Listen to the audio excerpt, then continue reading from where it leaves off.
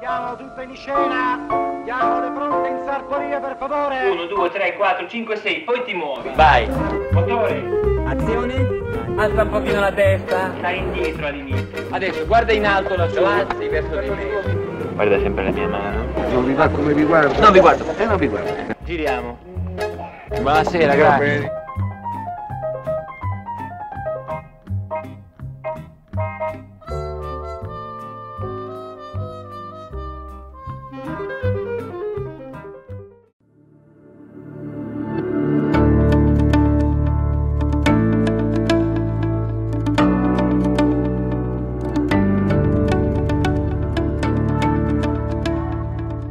Ve lo siete meritato, Alberto Sordi. Suonava così Nanni Moretti in uno dei suoi primi film, Ecce Bombo, in una specie di invettiva molto anni 70 che in qualche modo se la prendeva e rifiutava in sordi e consordi quelli che egli riteneva essere i tratti negativi e deteriori dell'antropologia degli italiani. Si sbagliava Moretti, secondo me si sbagliava due volte. Primo perché non bisogna mai confondere un attore con i personaggi che egli sceglie di interpretare. Secondo perché è vero casomai il contrario, non ce lo siamo meritato Alberto Sordi, anzi non l'abbiamo capito, forse perché, come ha detto uno dei più grandi critici che si sono occupati di lui, Sordi ha messo in scena, ha rappresentato quello che siamo, ma forse anche quello che preferiremmo non essere, come se Sordi in qualche modo ci avesse restituito, esasperandola, la nostra immagine allo specchio. Nato esattamente 100 anni fa, il 15 giugno 1920 a Roma, Sordi è stato un mostro nel senso etimologico del termine, un prodigio, un miracolo, una di quelle figure che attraggono e inquietano allo stesso tempo e generano sia identificazione sia distanza. In più di 60 anni di carriera ha interpretato qualcosa come 160 film, lavorando con maestri come Federico Fellini, Ettore Scola, Mario Monicelli, Luigi Comencini, Dino Risi, Antonio Pietrangeli, Alberto Lattuada, Mario Bolognini, Luigi Zampa. Ha diretto una ventina di film come regista,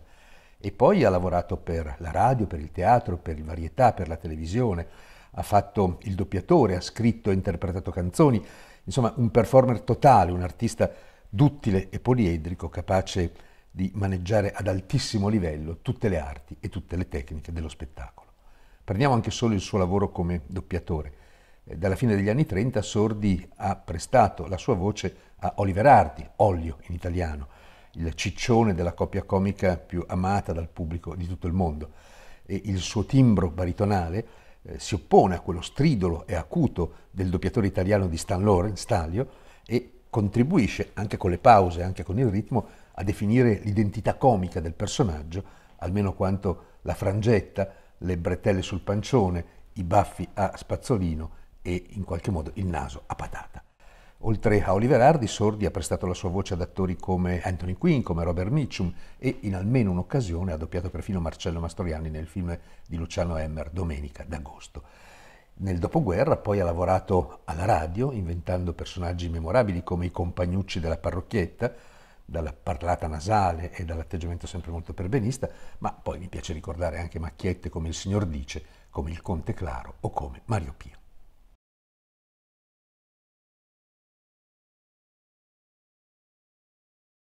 Sordi però è stato soprattutto un attore, quello che più di tutti nell'Italia degli anni 50 ha dato corpo e voce, volto e gesti al personaggio del giovane un po' vigliacco, un po' approfittatore, indolente, scansafatiche, infantile, qualunquista, che molti hanno poi interpretato come ritratto impagabile dell'italiano medio, colto nei suoi tanti vizi e nelle sue, ahimè, poche virtù. Esemplare in questo senso il personaggio che Sordi interpreta nel film di Federico Fellini, I Vitelloni, soprattutto nella scena in cui, passando in auto in una strada extraurbana, vede al bordo della carreggiata alcuni operai, lui li chiama lavoratori della mazza, che stanno lavorando appunto sull'asfalto, e li insulta chiamandoli lavoratori e facendo in qualche modo il gesto dell'ombrello accompagnato da una pernacchia. Pochi metri dopo, l'auto su cui lui viaggia resta in panne, lui deve scendere, apre il cofano e vede i cosiddetti lavoratori della mazza, che ha insultato poco prima, correre con intenzioni non proprio pacifiche e gentili verso di lui, per cui il nostro è costretto a darsela a gambe. Spavaldo quando si crede di essere impunito, vigliacco e codardo quando si trova in pericolo. Pasolini diceva che dei personaggi di Sordi ridiamo solo noi italiani, perché, diceva Pasolini, solo noi riconosciamo il nostro pollo, ridiamo e usciamo dal cinema vergognandoci di aver riso, perché abbiamo riso della nostra viltà, perché abbiamo riso sul nostro qualunquismo, perché abbiamo riso sul nostro infantilismo. Io non so se è proprio così. Io credo che la grandezza di Sordi sia stata quella di aver saputo cogliere non solo alcuni dei tratti tipici del carattere degli italiani, ma anche alcune attitudini non proprio lodevoli più in generale dell'antropologia umana. Per quanto mostruosi siano i suoi personaggi, l'atteggiamento con cui Sordi li rappresenta li lascia sempre lì, in sospeso, in equilibrio fra un vigile criticismo e una indulgente e bonaria comprensione. E in questo sta, secondo me, la grandezza di Sordi, nel suo essere l'ultimo erede contemporaneo di una tradizione teatrale che è antichissima, risale addirittura alle maschere plautine, arriva alla tradizione vernacolare novecentesca, passando per la commedia dell'arte, passando per i sonetti di Giuseppe Gioacchino Belli, ed è una tradizione che irride senza mai abbandonarsi a fanatismi e giustizialismi, ma cercando piuttosto di capire ciò che mette alla berlina, per cui quando anche il personaggio di Sordi appare cinico in un dato contesto narrativo, poi Sordi lascia sempre intravedere una sua posizione antropologicamente comprensiva, e lui stesso ribadisce con forza questo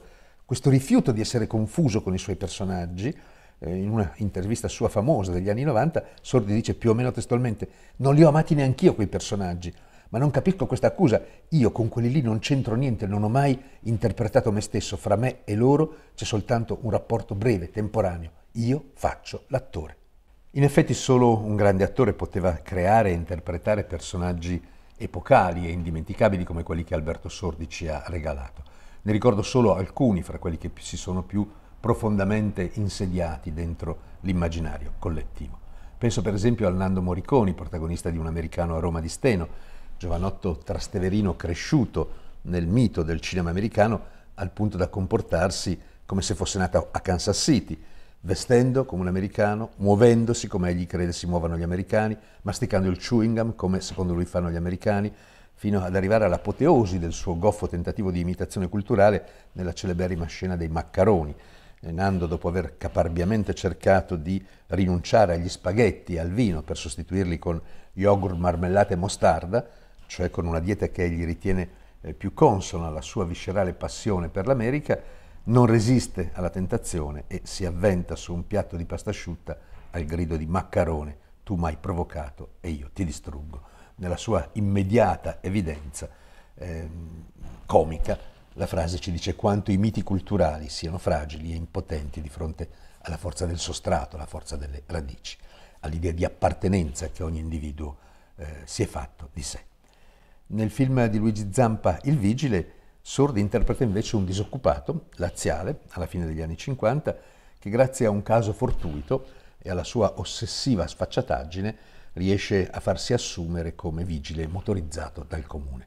E con addosso la divisa, armato di casco e stivali, Otello, si chiama così il personaggio, crede di potersi finalmente vendicare di tutte le frustrazioni, di tutte le umiliazioni che ha subito nella sua vita. E Albertone è bravissimo nel dar vita al personaggio di un cretino che si sente autorizzato a essere prepotente solo perché indossa una divisa, anche se è totalmente incapace di svolgere il suo ruolo, i compiti, le mansioni che quella divisa comporta. E la scena dell'ingorgo, celeberrima scena dell'ingorgo causato dalla sua assoluta incompetenza e inadeguatezza, è davvero sublime. Anche qui Sordi è impagabile nel dar vita a quel grumo di vittimismo, cialtroneria, vanagloria, arroganza, pusillanimità, che, ci piaccia o no, fa parte non solo e non tanto della italianità, quanto della nostra fragile identità e umanità individuale e collettiva.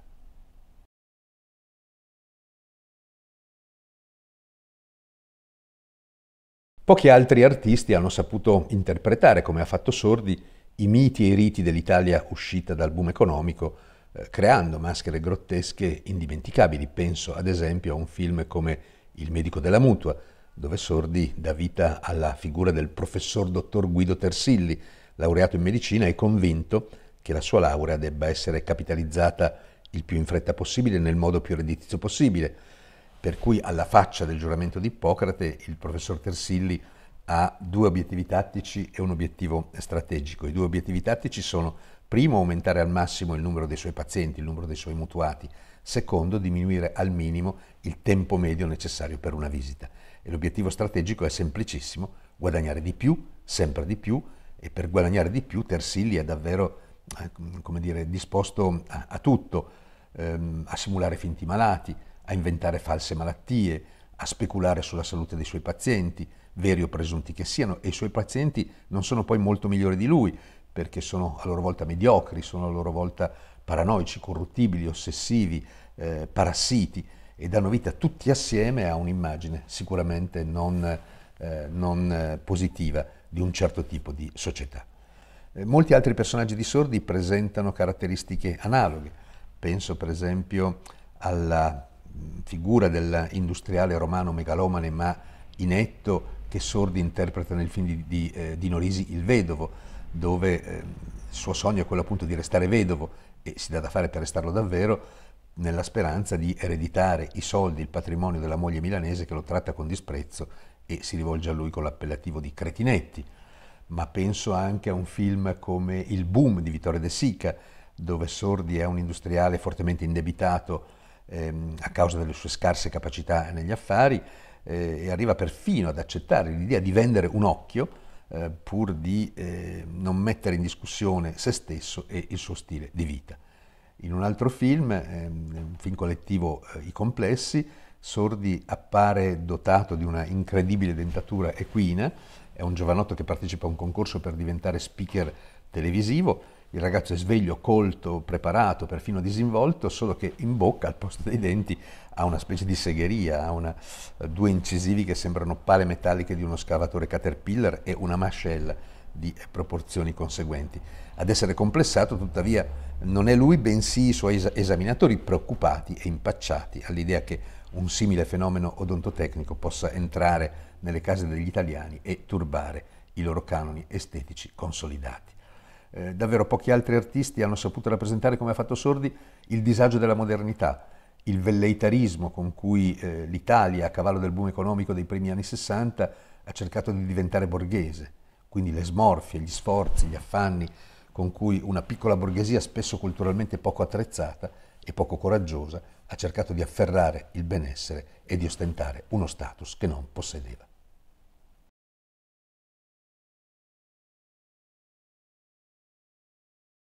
Sordi si maschera, Sordi si traveste, Sordi si concede, Sordi si lascia plasmare dagli umori del tempo e li restituisce sullo schermo. In alcuni personaggi la sua maschera trova anche un riscatto. Penso per esempio, caso più emblematico, al capolavoro di Mario Monicelli La Grande Guerra, Leone d'Oro, alla Mostra del Cinema di Venezia del 1959, ex aequo con Il generale della Rovere di Roberto Rossellini. Qui il personaggio di Sordi, dopo aver incarnato per tutto il film il tipo umano dell'imboscato, del codardo, del vile, del vigliacco, il personaggio di Sordi, dicevo, il romano Oresti Iacovacci, assieme e accanto al suo compare lombardo Giovanni Busacca, interpretato da Vittorio Gassman, ritrova uno scatto d'orgoglio e sceglie di finire davanti al plotone d'esecuzione austriaco piuttosto che tradire i propri compagni. Non è un caso isolato. In altri film, nel finale di altri film, penso per esempio a Tutti a casa del 1960 di Luigi Comencini o Una vita difficile del 61 di Dino Risi, in questi film, dicevo, in un caso Sordi trova la morte imbracciando le armi contro i nazisti e nell'altro trova il coraggio di prendere a schiaffi il commendatore che l'aveva umiliato per tutto il film, il commendatore simbolo del benessere. Sono esempi significativi di una italianità che alla resa dei conti è molto meno opportunista e servile di quanto sembri, di un'italianità che trova un suo coerente e dignitoso codice d'onore. Negli anni successivi Sordi attenua un po', modifica un po' la sua maschera, che diventa più amara che feroce, e spesso assume i connotati della vittima, come in film quali Detenuto in attesa di giudizio o La più bella serata della mia vita. In alcuni casi Sordi dà vita addirittura a dei mostri. E allora penso a un capolavoro come Un borghese piccolo piccolo, tratto dall'omonimo romanzo di Vincenzo Cerami e diretto da Mario Monicelli. Il film racconta l'agghiacciante vicenda di un impiegato, di un modesto impiegato alle soglie della pensione, disposto a tutto, ma proprio a tutto, pur di inserire il figlio neodiplomato ragioniere nell'ufficio in cui egli stesso ha umilmente lavorato per tutta la vita. Ha sogni piccoli, il protagonista del film, ha desideri modesti, ma quando il destino gli piomba addosso con tutta la violenza di cui è capace e lo priva della sua unica ragione di vita, il figlio, ecco che questo piccolo uomo si vendica nel modo più crudele e diventa di fatto un mostro. E Sordi dà al suo personaggio piccolo borghese una maschera grottesca indimenticabile e la regia di Mario Monicelli disegna un mondo grigio, livido, smorto, che getta nello sconcerto e prende letteralmente alla gola. È un'Italia rancorosa, frustrata, untuosa, forforosa, meschina, piccola piccola, appunto, che si può rappresentare solo con la chiave del grottesco, laddove il fantasma del comico trascolora nel tragico.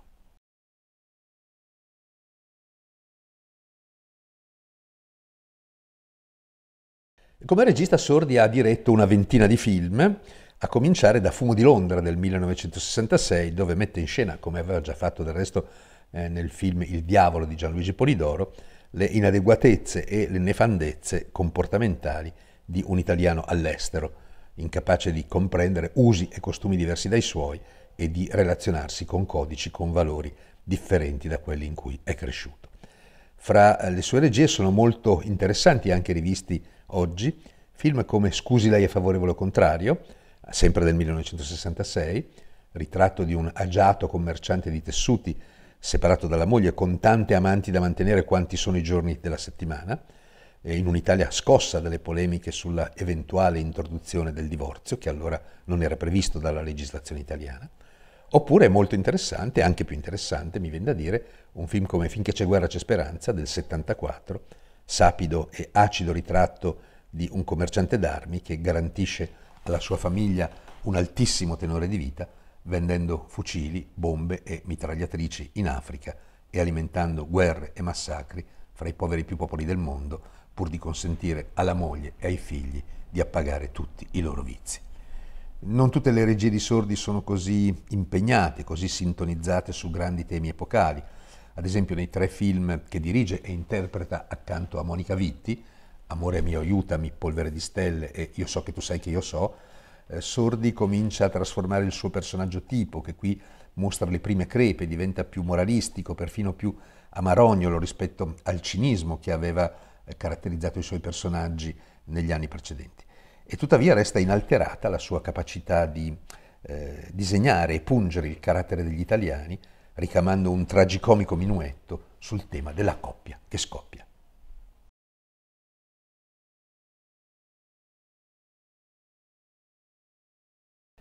A partire dagli anni '80, nell'ultima fase della sua carriera, se si eccettua quella grande maschera grottesca che è Il Marchese del Grillo, dove Sordi si cala nel doppio ruolo di un nobile romano dedito alle burle e alle beffe e di un popolano carbonaro suo sosia, se si eccettua, dicevo, questo film, il registro interpretativo di Sordi si immalinconisce un po', e il moralismo si accentua, così come il pessimismo sociale e esistenziale. In Tutti dentro, del 1984, per esempio, nell'indossare la toga di un magistrato zelante e virtuoso che arresta senza batter ciglio 150 fra banchieri, vescovi, faccendieri e politicanti vari, tutti accusati di essere coinvolti in un pesantissimo giro di tangenti, Sordi anticipa, da grande sismografo sociale qual è, lo scandalo di Tangentopoli e di Mani Pulite che sarebbe esploso in Italia solo 8 anni dopo. Ma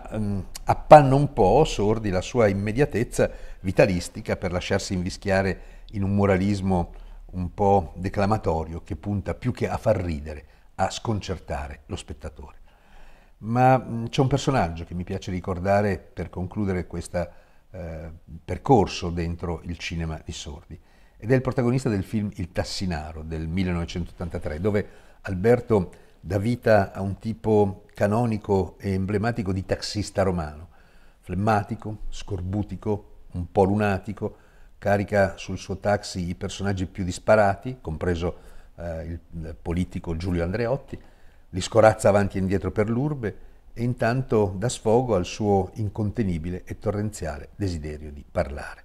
E a un certo punto carica a bordo niente meno che Federico Fellini, suo coetaneo, sono nati entrambi nel 1920, e suo mentore a inizio carriera. E non appena riconosce il maestro, il Tassinaro Sordi inserisce nell'autoradio una cassetta con le musiche di Nino Rota e poi si abbandona a una lettura strepitosa del cinema di Fellini, evocando, dice, quelle scene fantastiche piene di trippone, di chiappone, di zinnone, di bucine e poi di preti sdentati, di monache cappellone, di cavallerizze, di cardinali, di clown, di pagliacci col fischietto, di vecchi che si perdono nella nebbia. Fellini lo ascolta, divertito, un po' sorpreso, e poi gli risponde con una battuta che vale davvero, secondo me, l'intero film. È una battuta straordinaria che ci interroga su ciò che davvero vediamo quando andiamo al cinema e quando vediamo un film. È una battuta che ci induce, mi induce a chiedermi e a chiedervi che cosa abbiamo visto davvero noi italiani nei personaggi di Sordi e perché abbiamo riso. È stato un riso di identificazione o un riso di distanziamento? Abbiamo riso perché ci siamo sentiti come lui o per allontanare da noi la paura di poter essere visti come lui? Quel che è certo è che l'abbiamo sentito vicino anche quando non ci siamo identificati con i personaggi a cui lui ha dato vita. Come ha detto una volta Mario Monicelli, Sordi ha avuto il merito di essere l'unico comico al mondo capace di divertire milioni di persone mettendo in scena personaggi sostanzialmente negativi. Un atto di coraggio, alquanto raro, che merita, credo, ancora oggi la nostra stima, la nostra riconoscenza e il nostro affetto.